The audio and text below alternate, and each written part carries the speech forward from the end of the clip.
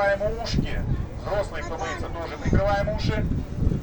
Ну а кто не боится, можно достать смартфон и записать рингтон для будильника. Готовы? Так, ушки. Ушки закрой. Внимание!